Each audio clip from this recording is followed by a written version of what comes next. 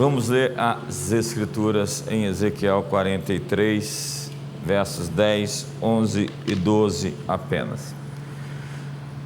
Tu, pois, ó filho do homem, mostra à casa de Israel este templo, para que ela se envergonhe das suas iniquidades e meça o modelo.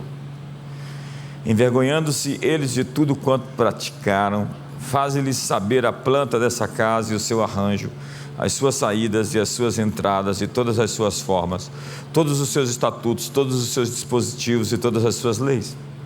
Escreve isso na sua presença, para que observem todas as suas instituições e todos os seus estatutos e os cumpram. Esta é a lei do templo. Sobre o cimo do monte, todo o seu limite ao redor será santíssimo. Eis que esta é a lei do templo. Nós vivemos nos dias mais incríveis, extraordinários e poderosos de todos os tempos. É um privilégio estar vivo. Quantos estão felizes de estar vivos aqui? Esta é uma estação para um avivamento. Diga para a pessoa do seu lado: o avivamento está chegando. Então, numa escala maciça, onde milhões, se não bilhões de pessoas serão alcançadas, e que abrirá as portas do mundo para uma nova mentalidade. Um avivamento só é um avivamento quando ele produz uma mudança permanente, uma mudança nas instituições, uma mudança nas pessoas, nas famílias, no modo de viver. E nós temos o privilégio de fazer parte disso. A oração é armazenada no céu, aguardando o momento oportuno de libertação ou de liberação. A Bíblia descreve a plenitude do tempo como a liberação da oração reprimida sendo derramada sobre toda a terra. Entenda que todas as orações de todos os santos, em centenas de anos, em milênios, está na nuvem, está tudo na nuvem. E essa nuvem, ela tem uma resposta, segundo a Bíblia. Quando o cálice se enche nos céus, se derrama sobre a terra em forma de trovões, de relâmpagos, de vozes, de tremores de terra. O que aconteceu com todas as orações que foram feitas nas últimas décadas, que parece que ficaram sem resposta? Tem tanta gente que orou nesses anos, principalmente nos últimos anos, e ficou frustrada. Mas olha, deixa eu lhe dizer uma coisa: todas as orações estão guardadas para um tempo oportuno. E quando a resposta chegar, por vezes ela vai vir de maneira dramática. É como dinheiro no banco. A intercessão fica depositada de uma geração para outra. A Bíblia diz que muitos na linhagem de Davi foram abençoados por amor a Davi. Entenda que a obediência de um homem abençoou gerações, séculos depois, muito tempo depois que Davi foi embora. Do mesmo modo, as orações de muitos santos são armazenadas para o dia da manifestação. E eu creio que esta próxima hora é o momento de desatar as orações reprimidas das eras. Eu creio que Deus tem uma resposta às orações daqueles que começaram aqui em Brasília grandes trabalhos e que já nem estão mais no nosso meio. Os intercessores que estão tão escondidos só são conhecidos nos céus. A última chuva está vindo sobre nós. E Jesus disse que estava nos negócios do seu Pai. Qual é o negócio de Deus? O negócio de Deus são pessoas. E a metáfora de uma casa, de um edifício, está sempre presente na edificação da igreja. Pedro diz que nós somos as pedras vivas desse edifício. Paulo diz que nós somos santuário do Deus vivente, e disse que nós estamos edificando uma casa. O negócio de Deus hoje é edificar uma casa para ser seu templo.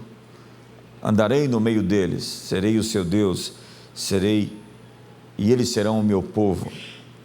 Estar nos negócios de Deus, o Pai, então é trabalhar naquilo que Deus está fazendo. Jesus disse: edificarei a minha igreja, e as portas do inferno não prevalecerão contra ela.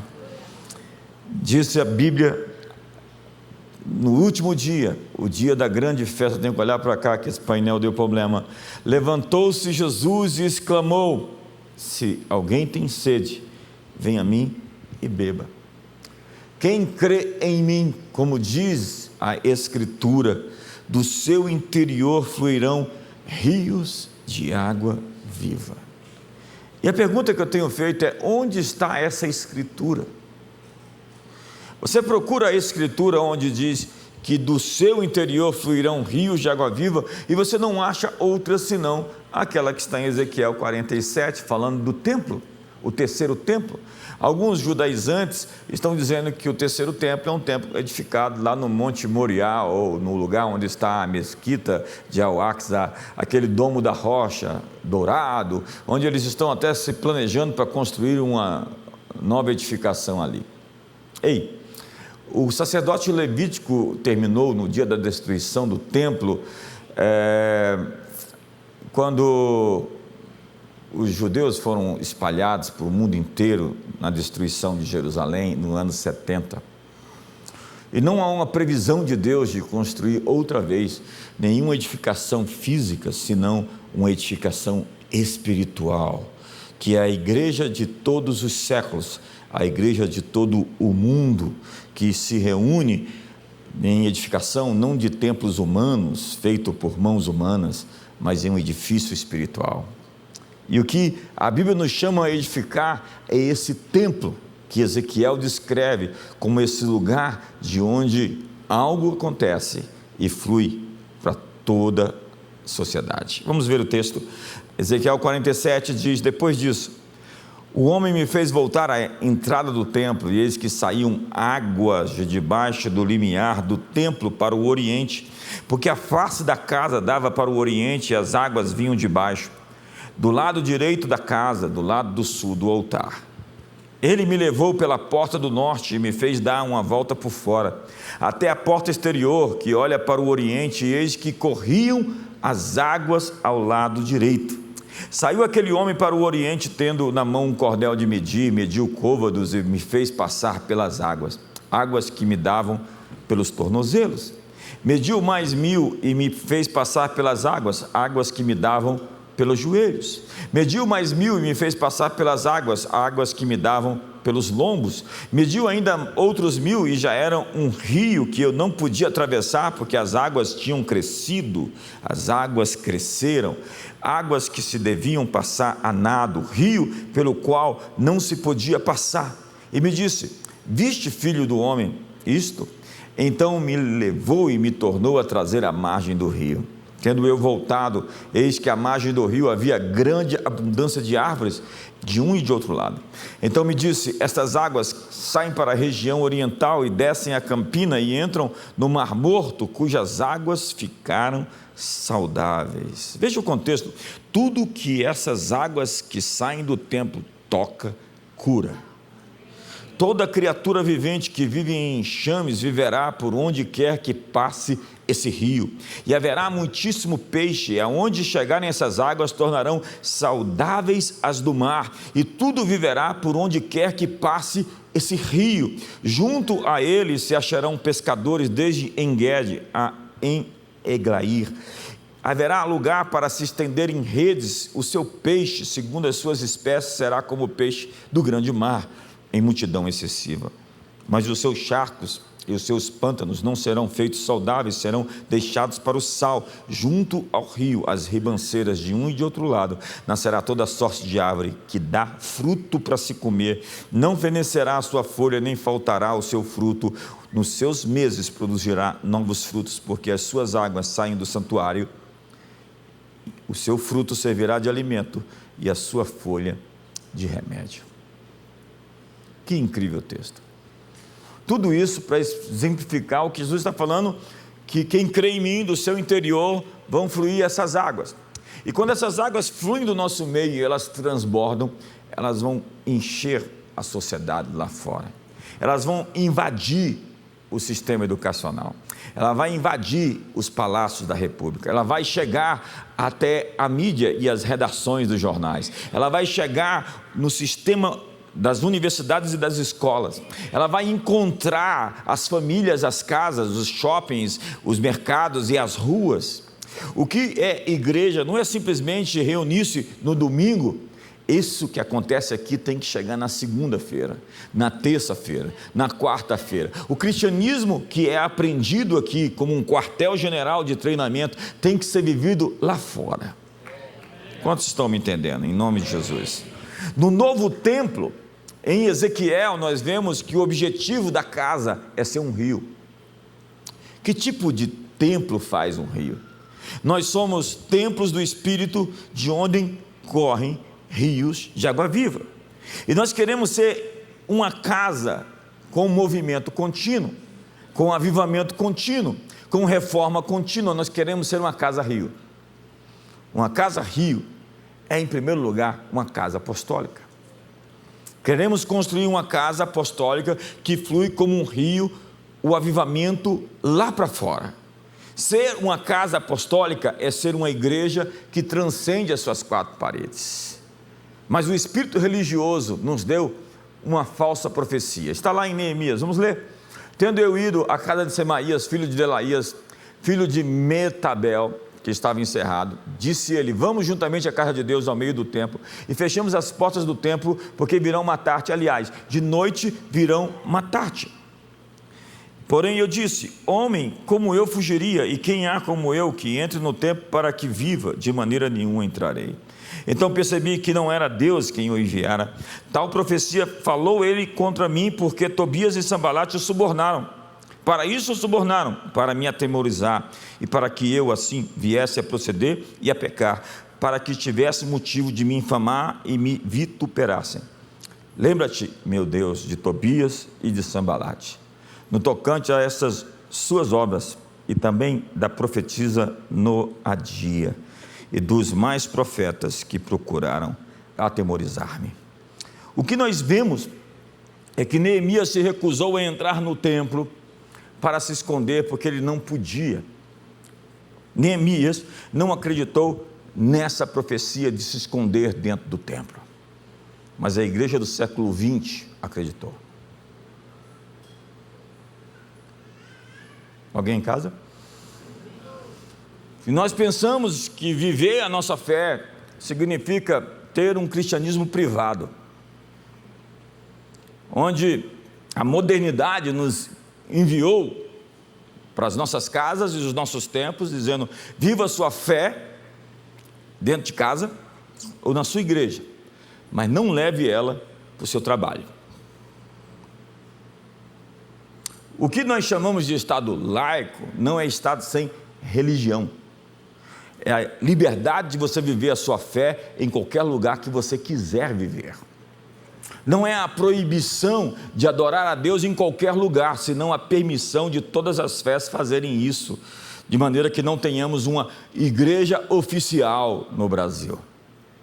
Mas o que eles quiseram fazer na pós-modernidade, antes da modernidade, é expulsar Deus da sociedade e dizer que o seu cristianismo não deve ser vivido em ambientes públicos. Ao contrário disso, o que a Bíblia preconiza é que nós devemos invadir a sociedade com os nossos valores e transformar o mundo como sal da terra e luz do mundo que somos. E devemos brilhar a nossa luz lá fora, sermos testemunhas de Jesus, sermos missionários. Um cristão que não é um missionário é um cristão impostor. A natureza da igreja é apostólica. Ser apostólico não significa ter um título de apóstolo. Tem muita gente sem valor próprio que precisa de um título para garantir sua posição de autoridade, de liderança.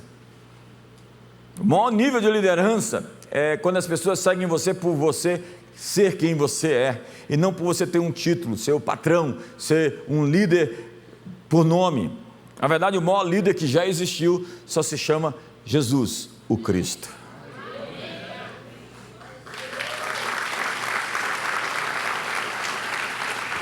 Ser apostólica é estar sob uma comissão de ocupação e transformação da sociedade. Os romanos, antes os gregos, ocupavam territórios, mas não viam a transformação cultural nas províncias. E o que eles faziam? Eles enviavam seus oficiais, seus veteranos, para reproduzir a cultura grega e depois a romana nas colônias, nas províncias que foram conquistadas.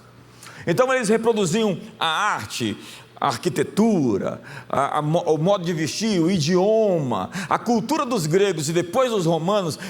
Ela era reproduzida pelos apóstolos.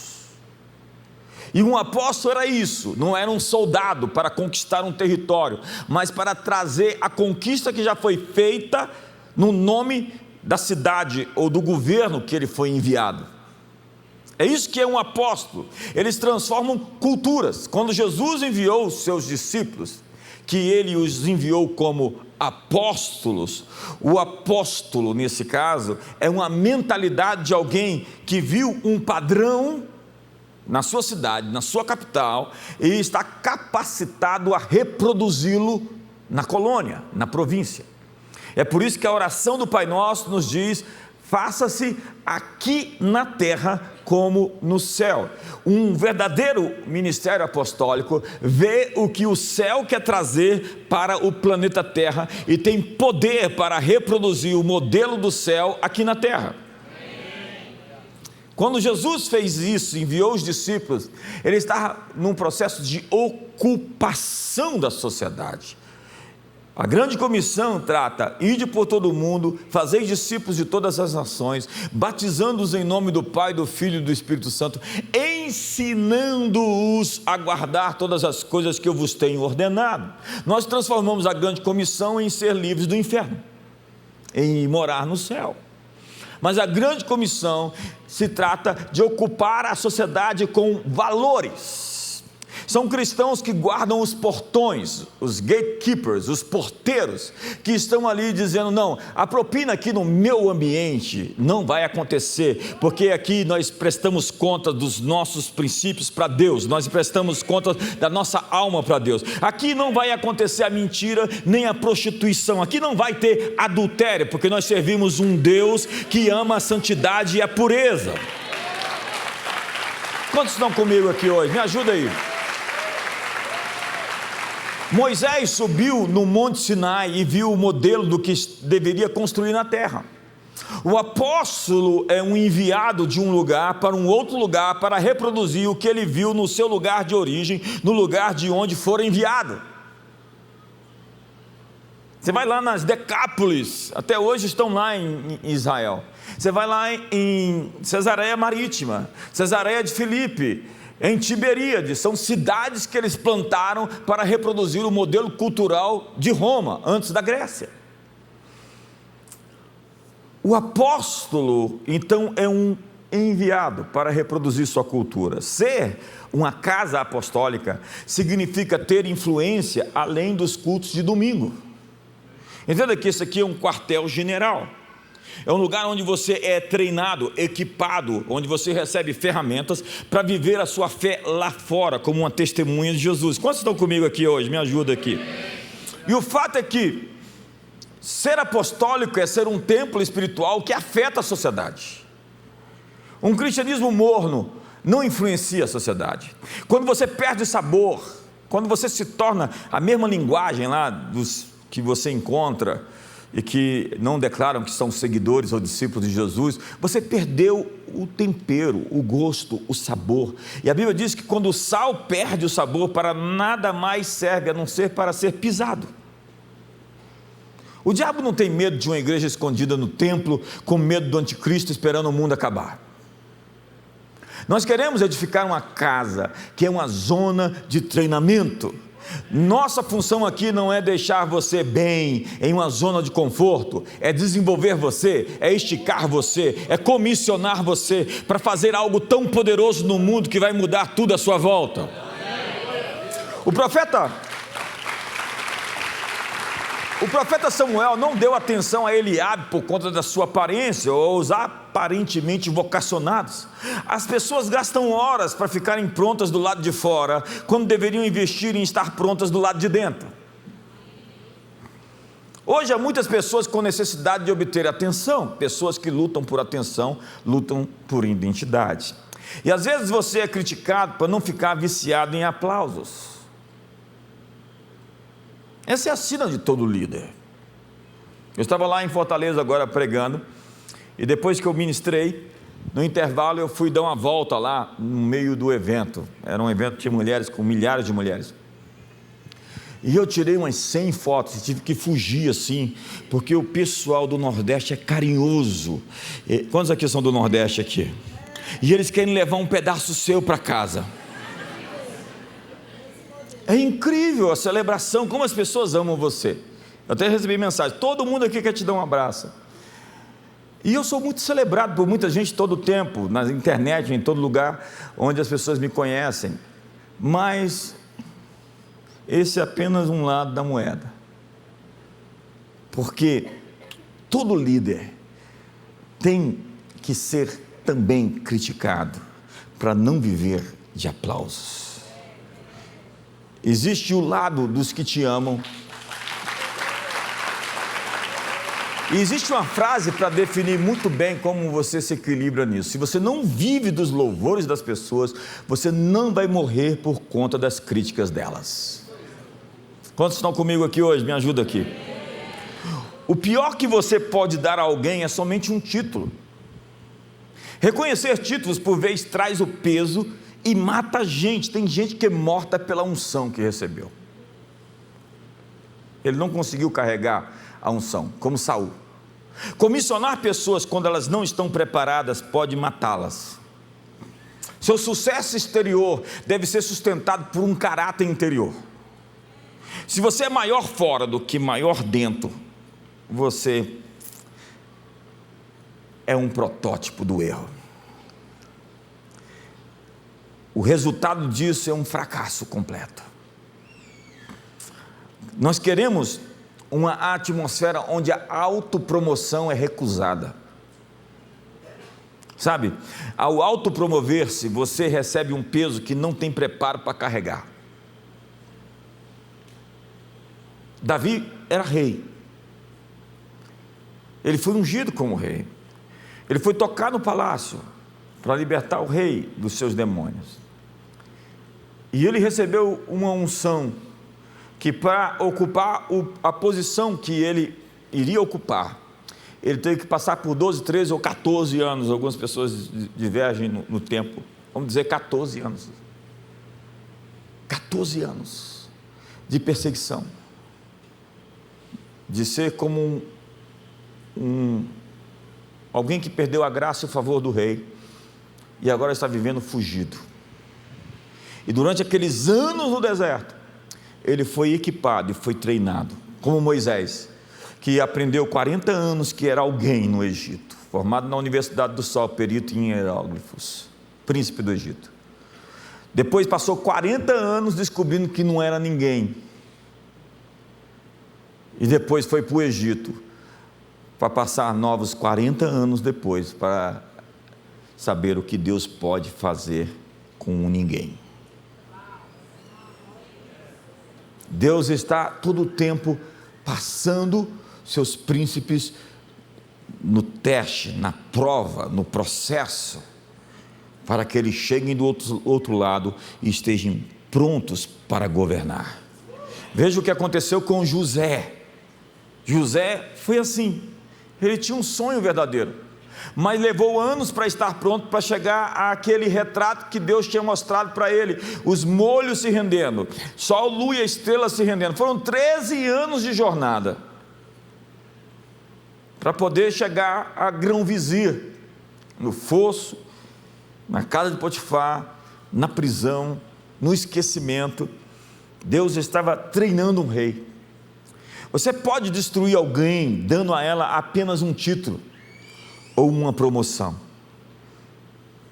Paulo fala a Timóteo dizendo que quando você for ungir um bispo, um pastor, um líder, que ele não seja neófito, um adolescente, que ainda não foi treinado, que ainda não foi testado, para não suceder que se ensoberbeça e incorra na condenação do diabo. A condenação do diabo é a soberba. Quando você vê o orgulho no rosto de alguém, você está vendo Satanás. Alô? E orgulho não é o que muitos pensam.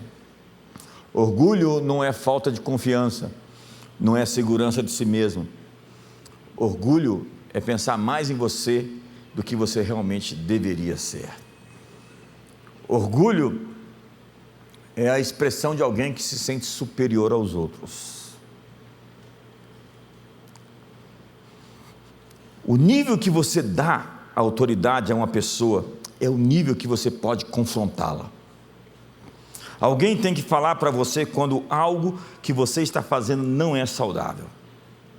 E se alguém tem o coração errado, então não tem longevidade de bênção. Eu não quero ser abençoado por 10 anos, ou por 20 anos, ou por 30 anos. Eu quero ser abençoado até morrer e passar a bênção que eu recebi para as futuras gerações. Uma bênção não é uma bênção, e sucesso não é sucesso sem sucessão. Nós queremos ser uma igreja com foco em atmosfera e valores, e não nos dons das pessoas. As pessoas querem ser usadas nos seus dons. Dons todos nós temos, mas se o seu dom não for santificado, ele não serve para ser apresentado para Deus.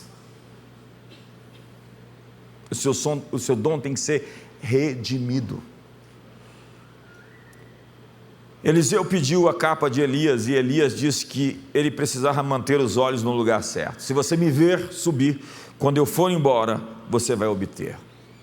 O erro que Eliseu podia cometer era ficar tão empolgado com os seus dons, que poderia perder de vista o profeta. Tem gente assim, que fica deslumbrada. Eu tenho medo de gente deslumbrada. Daniel chegou na corte da Babilônia, o rei falou: vou te dar os reinos, vou te dar o poder, vou te dar o dinheiro, você vai ser colocado segundo no reino, depois que você interpretar o sonho. Daniel, com toda a elegância, disse: teus tesouros fiquem contigo, rei. O que eu tenho para te revelar, você não consegue pagar. Daniel não ficou deslumbrado com pompa, com realeza, com plumas e paetês. Ele chegou ali, deu a interpretação do sonho e foi embora. O fato é que quem recebe o manto do profeta é aquele que continua a ver o profeta subir. A ascensão de um líder é a promoção do liderado. Quando você chega numa época na liderança que você não quer mais ter somente pessoas com você, você quer ter pessoas por você. Eu sou por todos vocês, mas não vou gastar minha vida com pessoas que estão apenas comigo. Eu sou por aqueles que Deus nos chamou para pastorear e para ministrar. Mas algumas pessoas só querem usar você para chegar onde elas querem ir.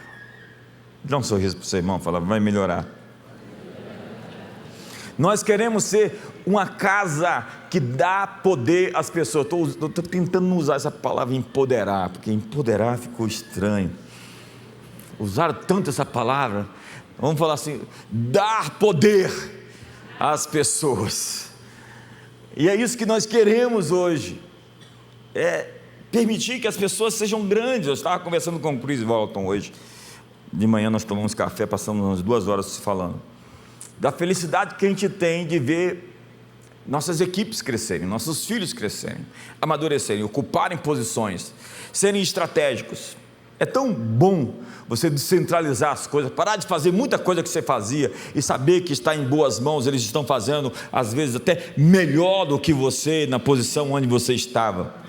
Isso é o ministério, é o crescimento. Quando você começa a ver, como diz Paulo: meus filhos, por quem de novo sofro as dores de parto, até que Cristo seja formado em vós.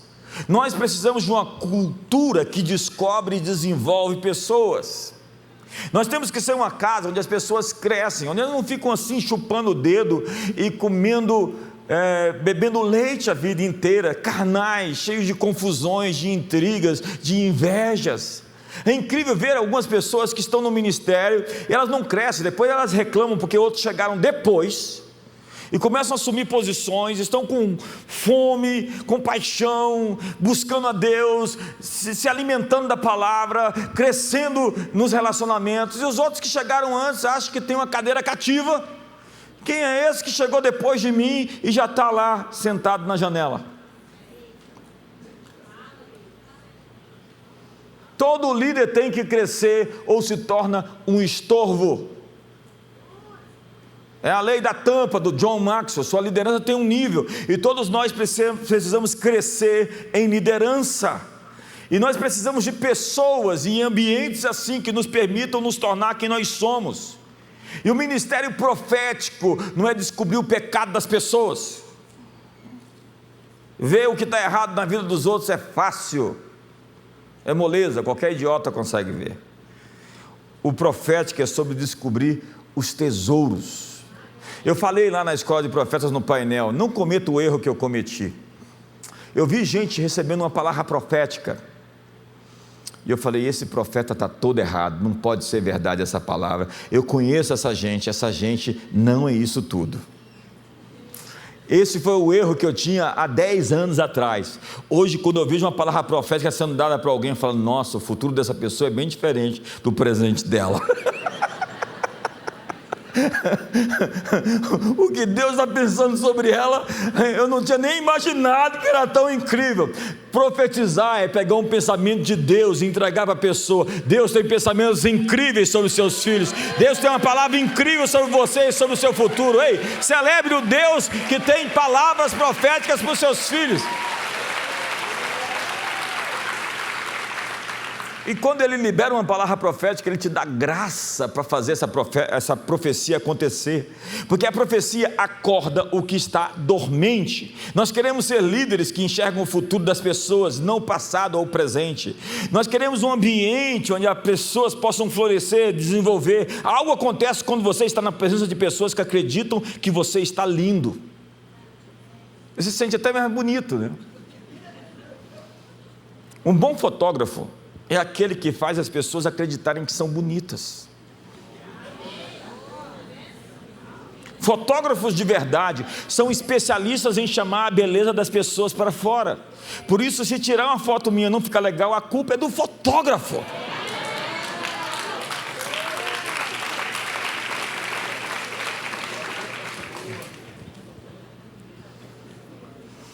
Nosso chamado é chamar a grandeza das pessoas para fora. Nós devemos convidar as pessoas para o seu destino. Deus está convidando você para o seu destino, que é melhor do que os pesadelos e as suas poucas perspectivas que você está tendo. No ministério há catalisadores e há mutiladores. Há pessoas que tentam diminuir quem eu sou, quem você é, e há quem me acrescenta valor. Incrivelmente, eu não gosto de ficar próximo, perto, na mesa. Eu tenho um compromisso de pastorear todo mundo, mas ter intimidade só com aquelas pessoas que me edificam. Alô? Há pessoas que acham que lhe conhecem e que sabem quem você é e até onde você pode ir. Você tem que provar para elas que elas estão enganadas. Elas pensam que conseguem prever o seu destino. Todos nós temos essa nossa Nazaré, onde somos subestimados.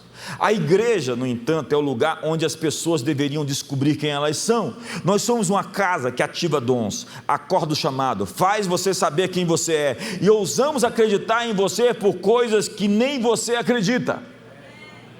Nós cremos que Deus nos chamou antes de estarmos prontos. Paulo não sabia quem era e perseguia os irmãos. Ananias foi libertá-lo da sua cegueira, colocando suas mãos sobre ele. Veja, o leigo foi lá colocar as mãos sobre o PhD, o Paulo, formado aos pés de Gamaliel. Ele tinha unção, Paulo só tinha conhecimento. Quando Paulo foi para Jerusalém, todos pensavam nele como um perseguidor. Ele era visto com medo pelos cristãos por causa do seu passado. Barnabé, que é o filho do encorajamento, viu em Paulo o que outros não viram. Perto de gente como Barnabé, você começa a acreditar que está aqui para fazer a diferença. Barnabé e Paulo se separaram por causa de Marcos. Eles brigaram, diz a Bíblia. O texto lá fala que eles brigaram de verdade. No final da vida de Paulo, em Filipos, ele pede para Marcos vir ao seu encontro, porque Marcos lhe era útil. Barnabé caminha com um assassino chamado Paulo, acredita nele e ele se torna o apóstolo dos gentios. Barnabé toma Marcos consigo quando ninguém mais queria Marcos, e ele se torna o evangelista Marcos. Já leu o evangelho de Marcos? Barnabé é o filho do encorajamento. Amigos, quem ninguém mais quer que você precisa dar uma mãozinha? Nós temos reis e rainhas aqui essa noite. Quem sabe o futuro governador de Brasília está aqui nessa reunião.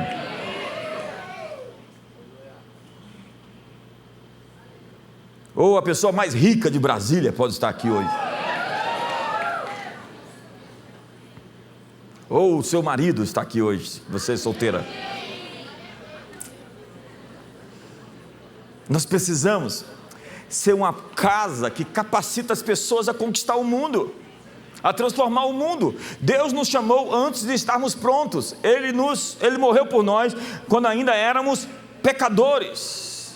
Ele viu você no futuro e não o que você era ou o que você é. Deus tem uma fotografia no futuro seu melhor do que você está hoje. Deus tem uma fotografia de 2025 onde você está extraordinário. Sorria para o futuro, sorria para o 2025, sorria para as próximas décadas.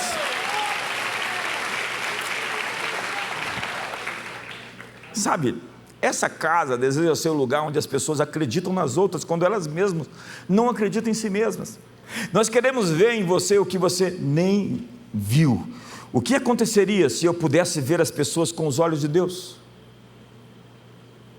Vá além das falhas das pessoas.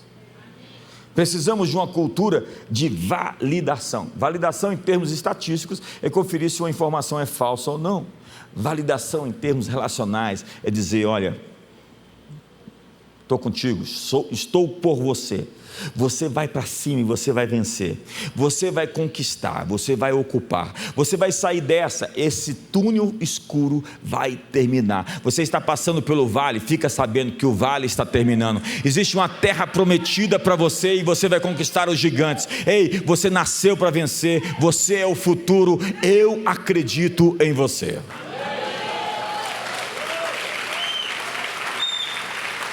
Davi foi lá para o vale de Elá, o pessoal diz que era o vale da sombra da morte, para fazer uma entrega do almoço dos irmãos. Davi era o entregador da comida dos irmãos. A próxima vez que você vê um entregador de pizza, lembre-se disso, ele pode ser um matador de gigantes. A próxima vez que você encontrar alguém do iFood na porta da sua casa, fala assim: olha, Deus me falou que você é um matador de gigantes. O menino poeta com a harpa na mão tem a coragem de vencer inimigos poderosos. Gideão é um covarde, se escondendo, com medo e se queixando do governo.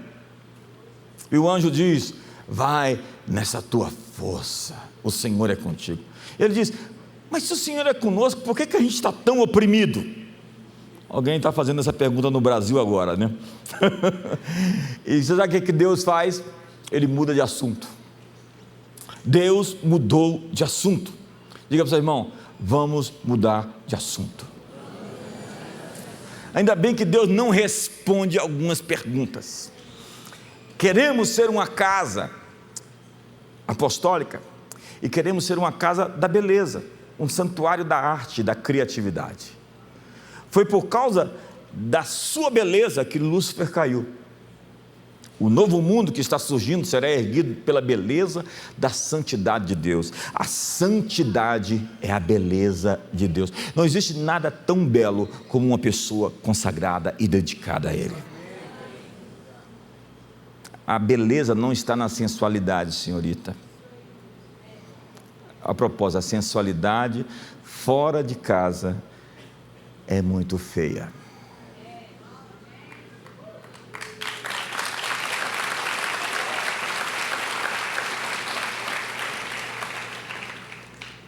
Guarda ela para o seu quarto com seu marido.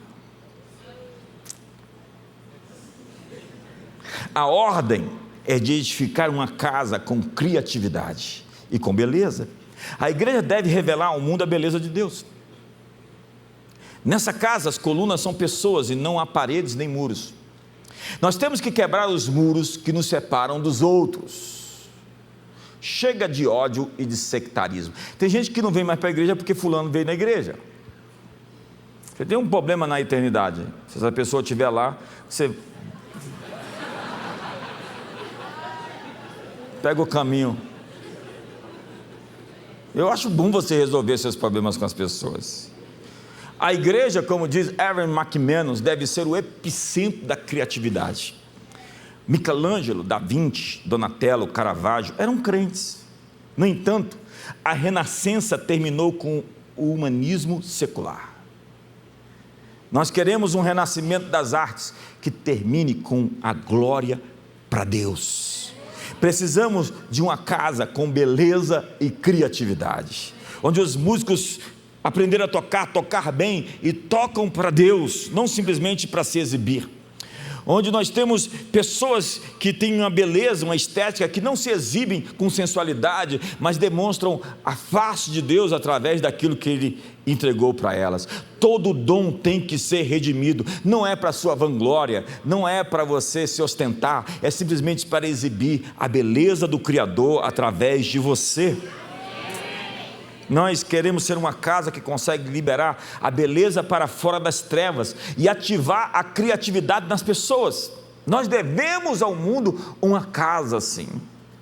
O sociólogo Randall Collins, autor da Descoberta da Sociedade, diz que nossa cultura tem sido definida por menos de 500 filósofos e intelectuais nos últimos 500 anos. 500 filósofos. Ele diz que livros e discursos não mudam a cultura, mas a adoção de ideias por uma rede de influenciadores que institucionalizaram o pensamento. Collins explica que educação, artes, entretenimento e mídia é o fator transformador cultural mais importante, porque a cultura é definida pela adoção de valores e crenças. Valores são expressos através de filmes. É a janela de Overton. Mídia, educação e artes. Platão dizia: eu não quero saber quem fazem as leis, me dê quem fazem as músicas. A cultura está sendo alterada por quem escolhe os currículos escolares, quem escreve os filmes e pelas notícias veiculadas nas redações dos jornais.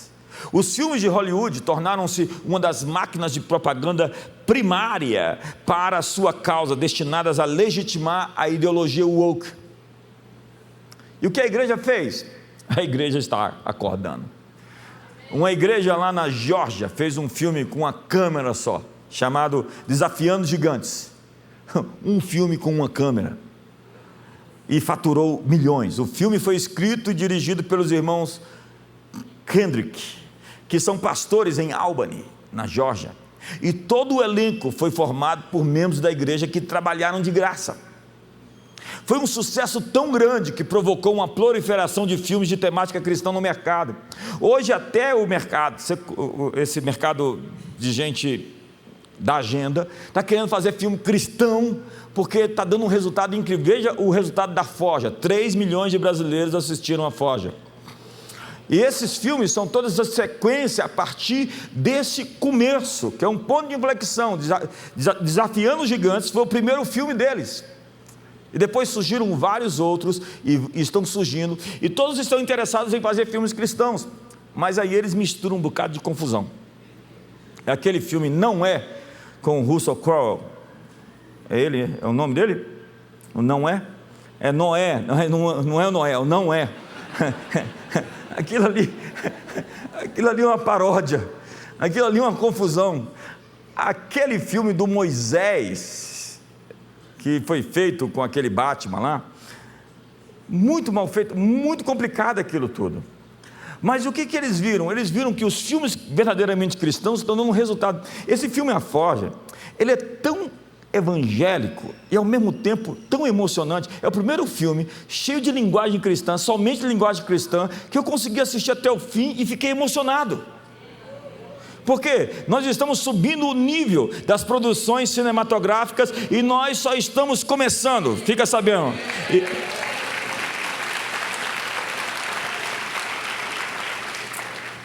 Nós precisamos de um novo ponto de inflexão. Eu gosto do Malcolm Gladwell.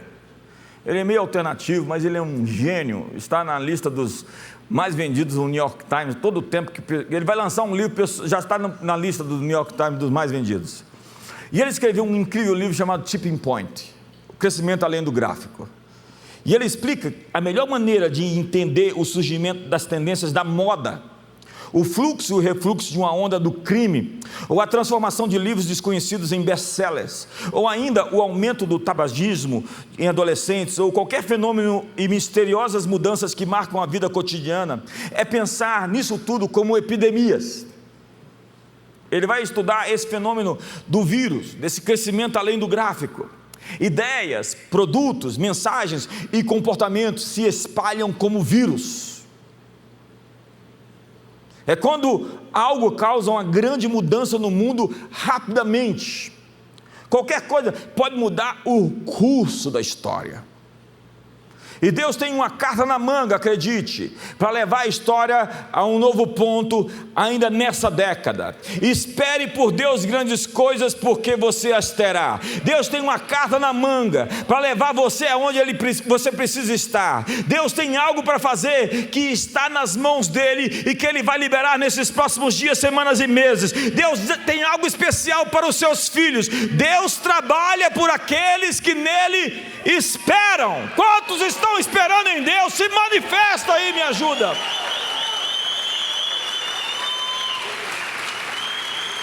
Um exemplo de um fato que mudou a história, um momento, foi uma mulher que se recusou a se levantar em um ônibus, se tornou um ponto de inflexão que criou uma onda que declarou ilegal a segregação nas escolas e locais públicos dos Estados Unidos. A remoção das orações nas escolas públicas foi um ponto de inflexão para baixo. Em 1963, a oração nas escolas públicas nos Estados Unidos foi removida e tornou-se um ponto de referência onde muitos males sociais podem ser rastreados a partir desse ponto na cultura americana. Você tem ideia? No ano seguinte, dobrou o número de adolescentes grávidas. Um ano depois.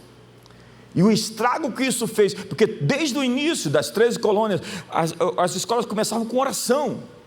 Os 10 mandamentos estavam fixados no pátio central. Não roubarás, não matarás, não darás falso testemunho. Um referencial de valores de altíssimo nível, mundial, que vai além das culturas. Todas as culturas, um valor mundial, eterno, para todos os seres humanos. Quando nós pensamos em Roe versus Wade, a decisão da Suprema Corte em 1973, no caso do aborto legal, que foi legalizado em alguns estados e agora foi meses atrás revogado, dando aos estados a permissão para decidir cada um deles. Isso resultou em milhões de bebês em gestação sendo mortos no útero materno. E agora, depois da vitória do Trump, as torneiras do financiamento do aborto, da morte das crianças, da indústria do aborto, serão fechadas outra vez.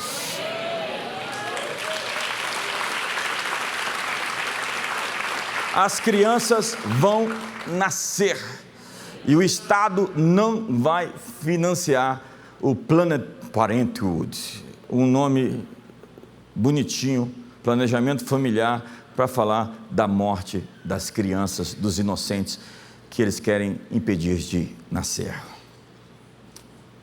As artes propagam um sistema de crença e eles têm uma agenda por detrás. Hoje nos filmes nós vemos cenários com lojas de bebidas, roubos e perseguições de carro, onde os bandidos se dão bem. Você, sinceramente, olhe para mim, já se viu torcendo para mentirosos e ladrões se safarem?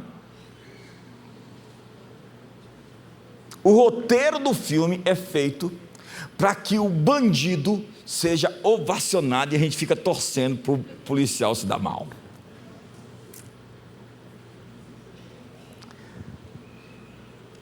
Nós decidimos nadar no esgoto da humanidade, ou foi a indústria de entretenimento e a mídia que tomou essa decisão por nós? Alô? A arte se perverteu, e a arte de um povo revela a identidade desse povo. A arte é uma forma básica de profecia sobre o destino de uma civilização. Olha a arte, e você vai ver para onde estamos indo. É aquela apresentação lá de um homem sem roupa, financiado por um banco e sustentado por um governo, onde um homem sem roupa está sendo tocado por crianças. Isso não é arte, isso é promiscuidade, isso é maldade. Deixe as crianças serem crianças, não mexa com elas.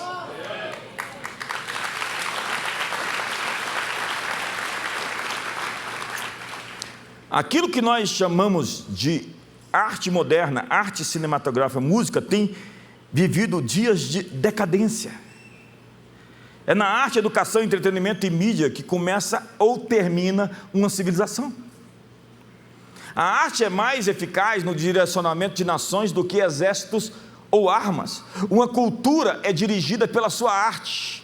As razões da queda do Império Romano estão todas presentes hoje na nossa sociedade. Estude Rodney Stark e você vai ver a descrição do que estão tentando fazer com essa agenda woke, que está falida, está destinada à completa destruição. Quando Roma fez da diversão do seu povo a morte dos gladiadores em arenas, ela estava assinando sua sentença de queda. Os nazistas usaram a música de Wagner para hipnotizar as pessoas e dar direção aos seus objetivos, e fizeram filmes dos ratos judeus. Eles fizeram uma indústria cinematográfica para convencer os alemães acerca da guerra e de como os judeus eram perniciosos e ruins e maus. A arte é uma forma básica de culto, e a música que ouvimos pode definir o rumo das nossas vidas para o bem e para o mal. Se você ouve sofrência sertaneja, eu não sei o que dizer sobre você, na verdade. Hip hop, não, perdão, tem um estudo sobre a decadência da cultura americana a partir do hip hop. Ok, os cristãos pegaram hip hop, fizeram músicas com conteúdo cristão e estão tentando resgatar, mas você vê a pornomúsica, aquelas meninas cantando, parecendo que estão se masturbando. Aquilo não é música, aquilo é promiscuidade. Quantos estão comigo aqui? Me ajuda aí. Começando ali pela Madonna, que é a mãe de todas, que fez aquele show satânico agora ali. Onde é que foi?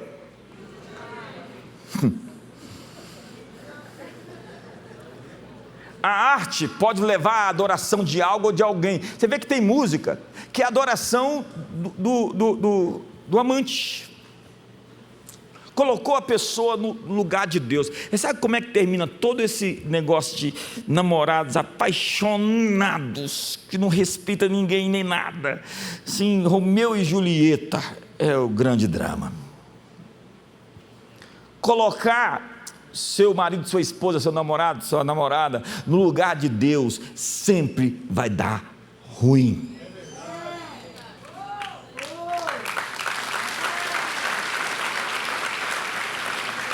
Nós precisamos dar unção para mudar essa tendência. A primeira pessoa na Bíblia sobre quem foi dito que estava cheio do Espírito Santo era um artesão. O nome dele, Bezalel, que significa sob a sombra e proteção de Deus. Ele trabalhava cheio do Espírito Santo, fazia a obra dele cheio do Espírito Santo. Quantos querem ser cheios do Espírito Santo para criar tecnologias aqui? Para criar soluções para o mundo, para criar empresas bem-sucedidas, para ganhar bilhões. Quantos querem ser cheios do Espírito Santo para ter ideias de sucesso? Sua criação é arte na sua forma mais profunda. Deus ama a criatividade. Ele é o Criador, lembra disso? Ele fez cada floco de neve único. Não há duas árvores iguais, não existem duas folhas iguais, e não há duas pessoas iguais. Nós somos únicos.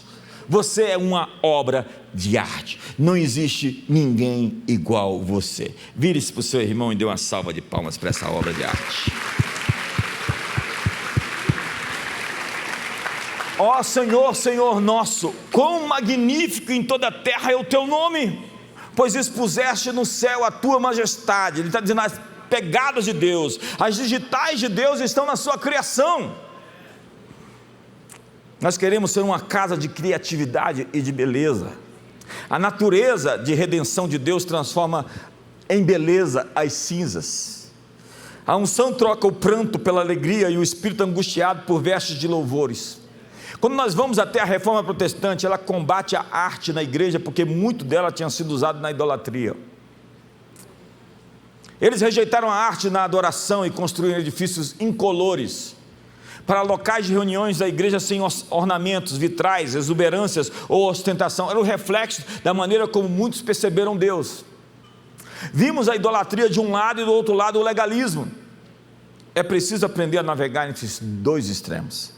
Deus ama cores, Deus ama criatividade, tons, curvas, estilos, design. Veja como é a criação que Ele fez. É assim que Ele fez, cheio de cores. Não é preto e branco, cinza.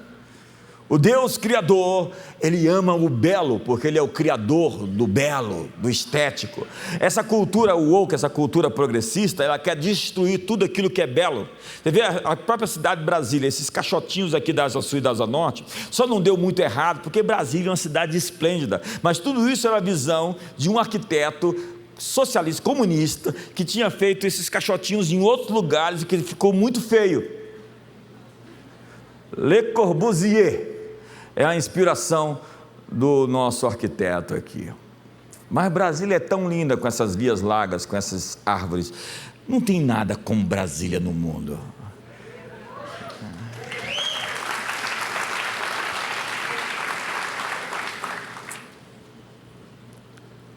Nós vimos a idolatria e adotamos o legalismo, mas em Êxodo capítulo 28, o Senhor queria que um artista, para fazer roupas dos sacerdotes, falasse também a todos os homens hábeis, a quem enchi do espírito de sabedoria. Quantos aqui querem ser cheios do espírito de sabedoria para ser estilistas, para fundar a sua marca? Não quer ser, não? Você levantou a mão antes, agora baixou na hora. Foi rápido. Que façam vestes para Arão, para consagrá-lo, para que...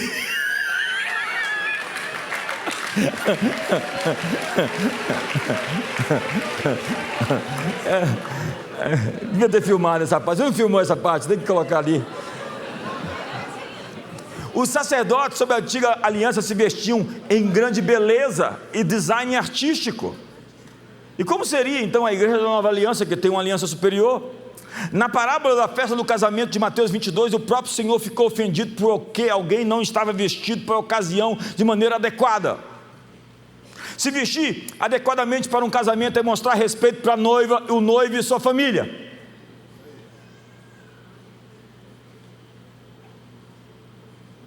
O mesmo seria verdadeiro em um funeral. Um encontro com um dignatário, um líder ou qualquer pessoa que respeitamos exige um traje, exige um protocolo. A propósito, José, antes de comparecer perante Faraó, ele fez a barba, colocou um manto novo e foi para um encontro que ia mudar a sua vida. Aí você anda todo deslachado, todo bagunçado e quer se casar?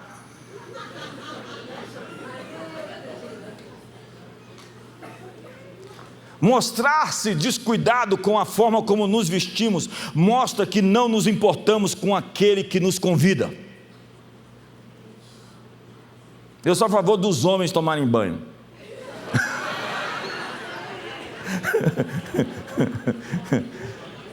Mas é fácil reconhecer uma pessoa que se veste apenas para atrair atenção para si.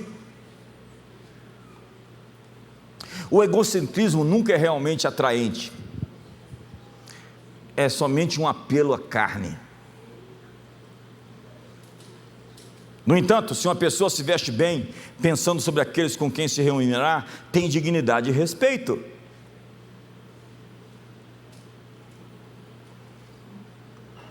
Nós queremos ser uma casa profética, cheia de criatividade, de gente criativa, com ideias criativas. Eu estava na Alemanha, lá em Erfurt, é assim mesmo que fala. Tem alguém que fala alemão aqui? Fica lá do lado de Dresden. É incrível, a Alemanha Oriental até hoje é mais pobre que a Ocidental. Você sabe por quê? Você sabe por quê? E é financiada pelo lado ocidental até hoje. Dresden é uma cidade linda que foi destruída na Segunda Guerra. E ali do lado, uma comunidade em Erfurt se reuniu. Eram os irmãos que vieram da Morávia, os moravianos. E eu estive lá na casa do conde Zinzendorf, que foi tocado pela famosa obra de Domenico Fetti, Ecce Homo. A pintura mostra Jesus suportando as dores da crucificação, e aquilo causou uma forte impressão no conde Zinzendorf. E o quadro sugeriu a ele uma pergunta que não o deixou, que na verdade o atormentou: tudo isso fiz por ti, que fazes tu por mim? Aquilo agitou nele uma devoção que o levou a fazer com que nascesse as missões modernas no mundo. Uma grande revolução no mundo, a partir de uma obra de arte, de um conde, onde eles oraram durante 100 anos por um avivamento. Nós precisamos de pinturas, de música de grande qualidade, de músicas que estão tocando no céu. Eu tenho um amigo que disse para nós que estava dormindo e estava vendo os anjos cantando uma música no céu. Ele acordou imediatamente e gravou aquilo, aqueles acordes, aquela música, aquela canção. E até hoje ele ganha royalties dessa música. Ao único que é digno de receber a honra e a glória, a força e o poder.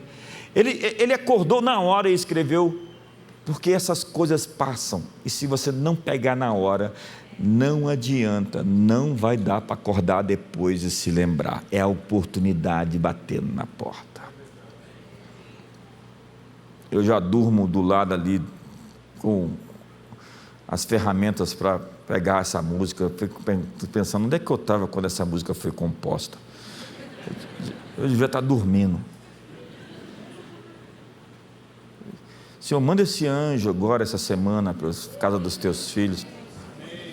Manda essa inspiração, Senhor, de livros, de escrita, de canções, de obras sociais, de prédios, de edifícios, de tecnologias, de sites, de aplicativos. Senhor, manda essa ideia de negócios, manda essa ideia de políticas públicas, manda, Senhor, a nós as plantas dos céus, os blueprints, a arquitetura do céu, seja compartilhada com os teus filhos, em nome de Jesus. Quantos podem dizer amém a isso?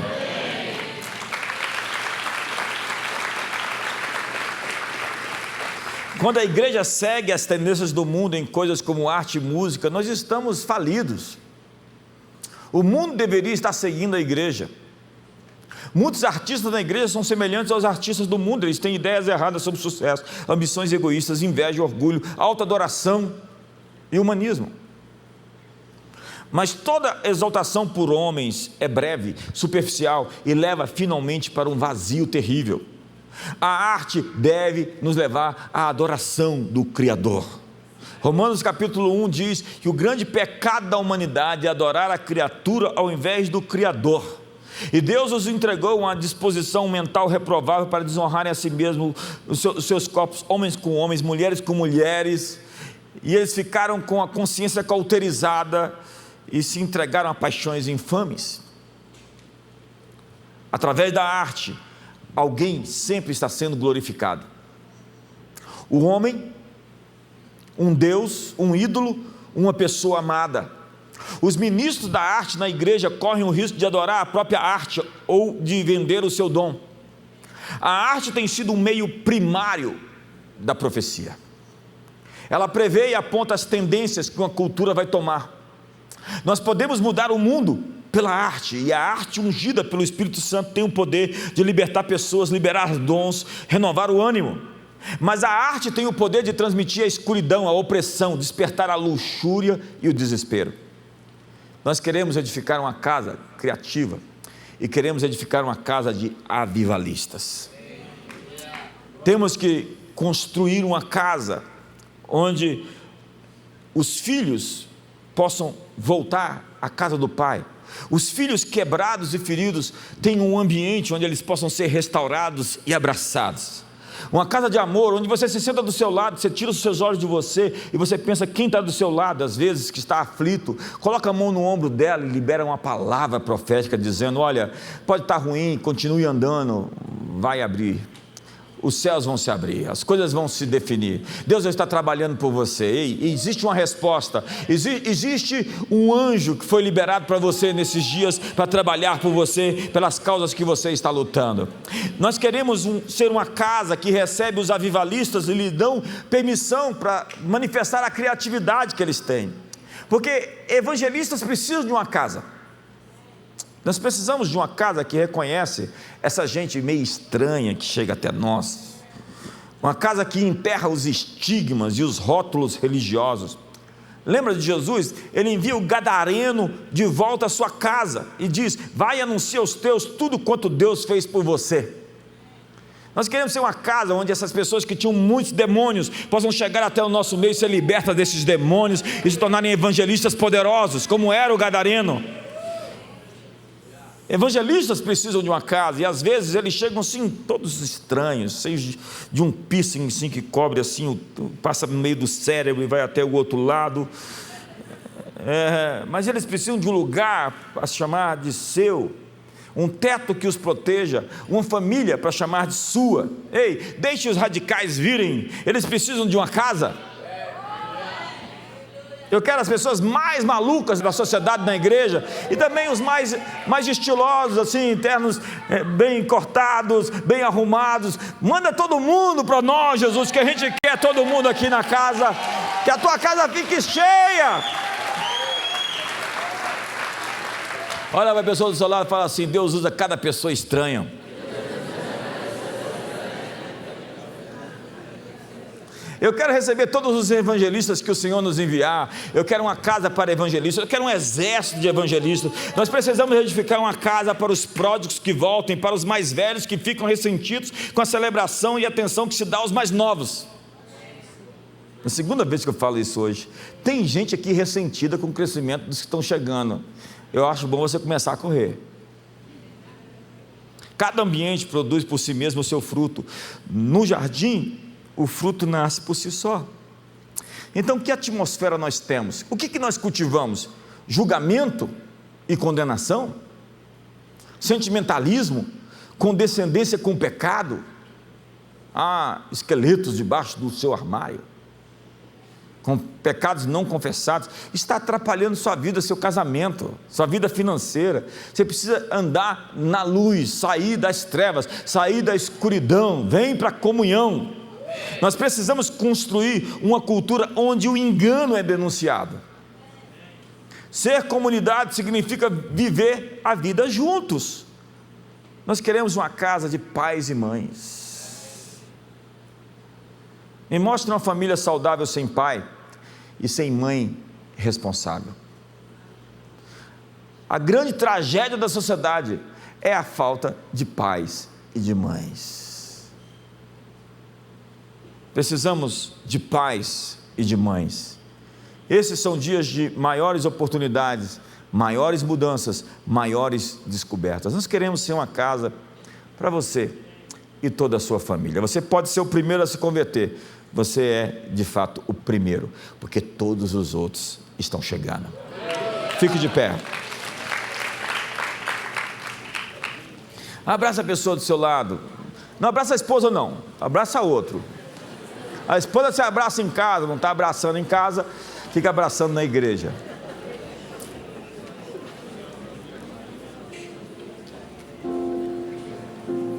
Quantos querem edificar esse templo? Pessoas são colunas.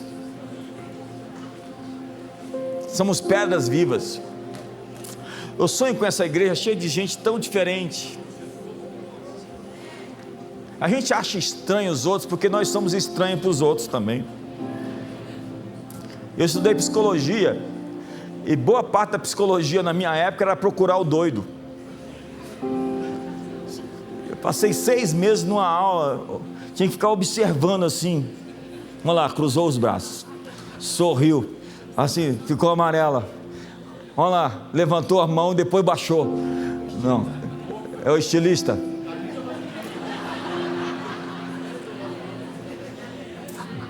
Não, a gente não está atrás do doido aqui. Maluco todo mundo é um pouquinho, a dose define o que é veneno e o que é remédio. A gente está atrás da grandeza que você tem aí dentro. A gente está atrás dos dons e habilidades que Deus colocou dentro de você. A gente está atrás dos seus tesouros, da sua riqueza. É a caça aos tesouros, como diz lá o pessoal da Bethel. Nós estamos caçando, procurando tesouro. Existem riquezas encobertas, tesouros escondidos, e eles estão dentro de você. E você vai fazer músicas. Esses dias eu estava pensando, nós temos que fazer novas músicas. Músicas que vão estar no hit parade do mundo aí. Músicas que vão ser cantadas nas igrejas, que vão ser cantadas na sociedade. Vamos escrever livros best-sellers. Eu estou para escrever um novo livro que é a sequência do Metanoia. Vai explodir. Você vai me ver lá naqueles aquelas livrarias dos aeroportos. Quando estiver no aeroporto, você vai ver lá minha foto e meu livro lá, bem estampado. Se prepara, é isso que vai acontecer já em 2025.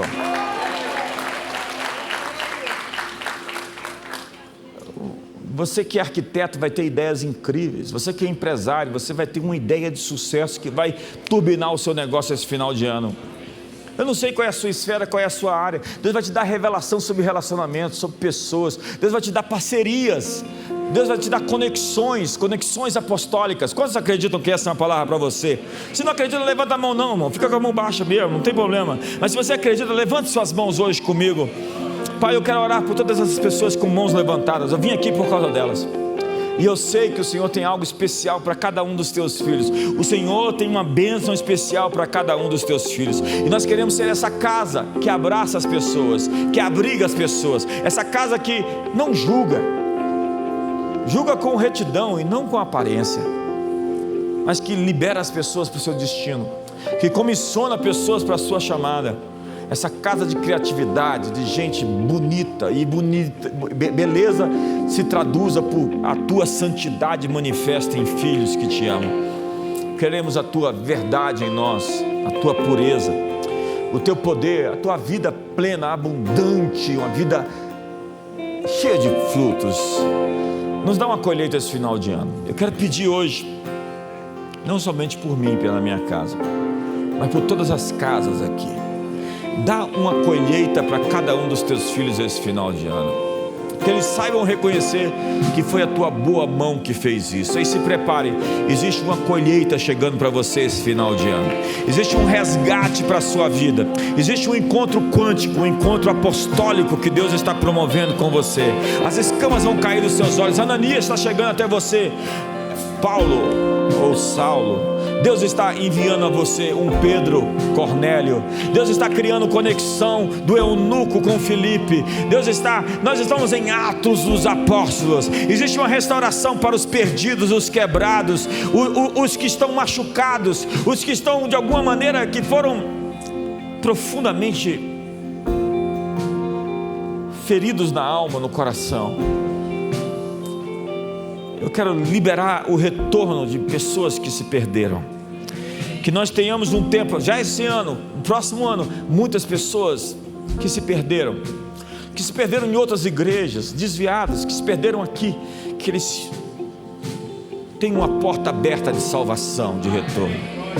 Nós abrimos uma porta de salvação hoje para a sua família, para seus irmãos, seus pais, seus filhos. Liberamos uma porta de salvação hoje.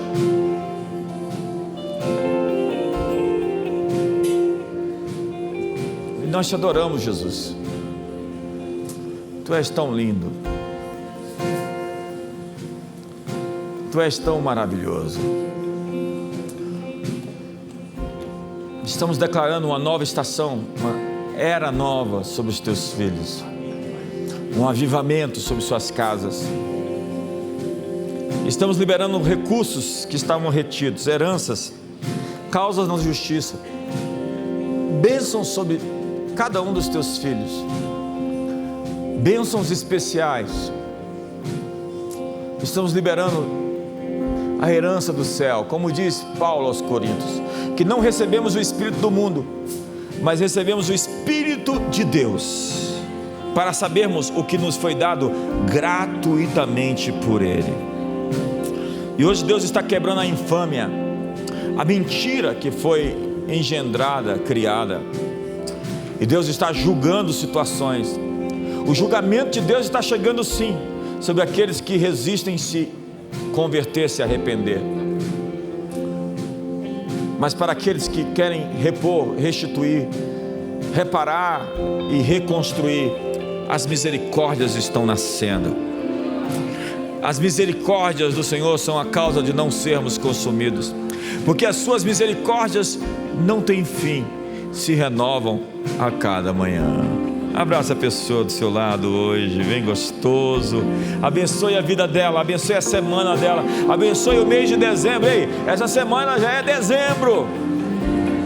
Dezembro, que incrível,